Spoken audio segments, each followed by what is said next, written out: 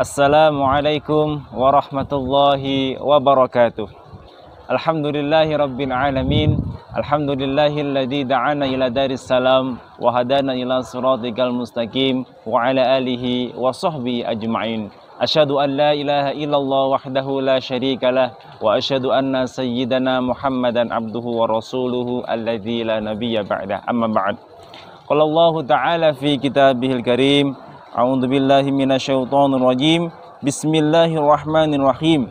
Illal ladzina tabu wa aslahu wa'tasamu billahi wa ahlasu dinahum lillahi faulaika ma'al mu'minin wa sawfa yu'tillahul mu'minina ajran 'azima.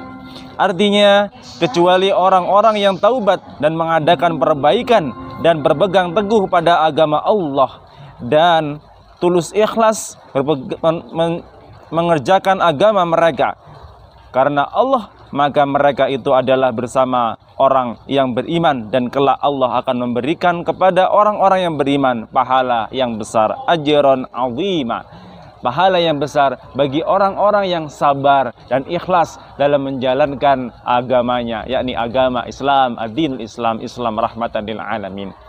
Pemirsa yang ada di rumah, anak-anakku yang dirahmati oleh Allah Subhanahu wa taala, ada sebuah kisah yang menarik yang ingin Bapak sampaikan pada kesempatan hari ini, untuk menunggu berbuka pada kesempatan hari ini. Sebuah kisah yang luar biasa, seorang ulama besar ya, yang dia amalannya luar biasa ya. Kemudian dia meninggal dunia, ulama tersebut. Kemudian di dalam kubur Allah Subhanahu wa taala menanyakan kepadanya, "Wahai hambaku, apa yang telah kamu lakukan selama kamu di dunia?" Kemudian hamba tersebut mengatakan, "Ya Allah, selama saya hidup di dunia, saya telah menjalankan sholat 5 waktu secara rutin. Sunnah semua saya lakukan. Sholat duha, sholat tahajud, semua saya lakukan kepadamu ya Allah." Kemudian apa kata Allah Subhanahu wa taala? Allah Subhanahu wa taala mengatakan, "La aqbal minka." La aqbal minka. Saya enggak menerima apapun dari sholatmu, kata Allah Subhanahu wa taala. Kemudian Allah Subhanahu wa taala tanya lagi kepada hamba tersebut yang sudah meninggal. Ini seorang ulama, anak-anak.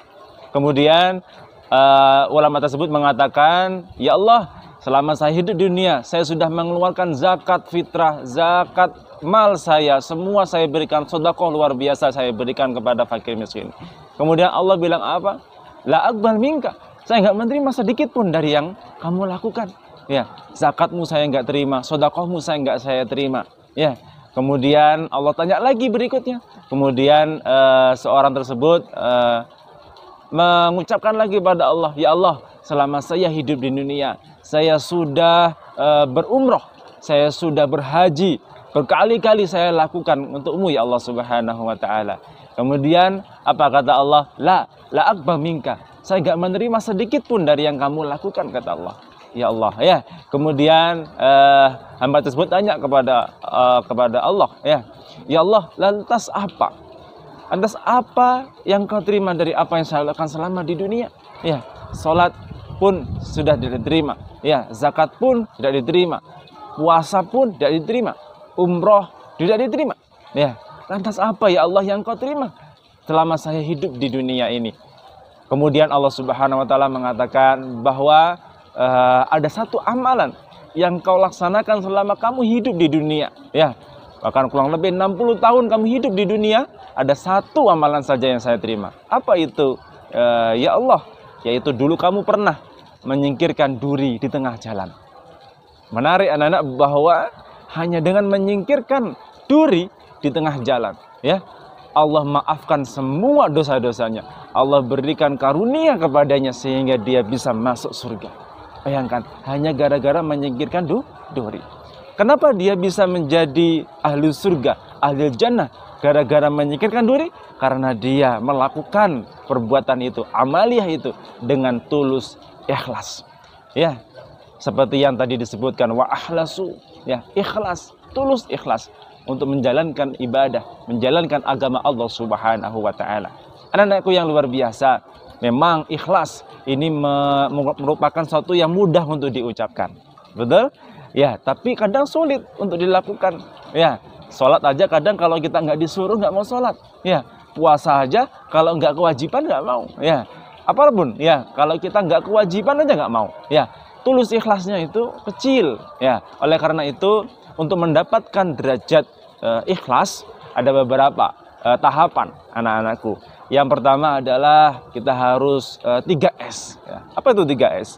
Sadar, sabar, syukur. Baru yang terakhir adalah ikhlas.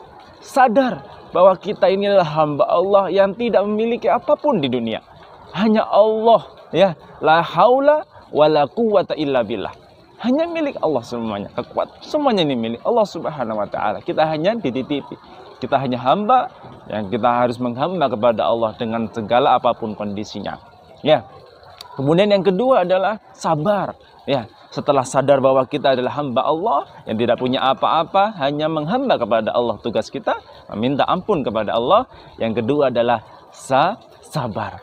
Sabar dalam menjalankan. Sehingga kalau kita memiliki kesabaran dalam menjalankan ibadah kita, insya Allah kita bisa istiqomah. Ya. Nah, oleh karena itu, ciri-ciri istiqomah itu apa sih? Ciri-ciri istiqomah itu adalah dia selalu bersyukur dan ikhlas dalam menjalankannya. Kalau ada sebuah ibadah hanya mungkin 2 kali, 3 kali, habis itu nggak lagi sedekah. Sekali, 2 kali, tahun depannya nggak sedekah lagi. Tahun depannya sudah hilang. Bahkan ya, dia tidak melakukan itu lagi. Artinya dia bisa jadi itu hanya sebatas kewajiban, menggugurkan kewajiban, bukan karena ikhlas. Oleh karena itu, ya kita anak-anakku dari awal kita belajar untuk ikhlas. Nah, salah satu ciri yang paling mudah untuk kita ketahui bahwa ibadah kita itu dijalankan dengan ikhlas atau seseorang itu menjalankan dengan ikhlas adalah keistiqomahan yang dia lakukan dalam ibadahnya. Baik itu ibadah mahdhah maupun ibadah ghairu mahdhah. Ya, oleh karena itu apapun ibadahnya, ya. Pak, saya ibadahnya memberikan makan ini ya kepada fakir miskin ya setiap hari Jumat contohnya.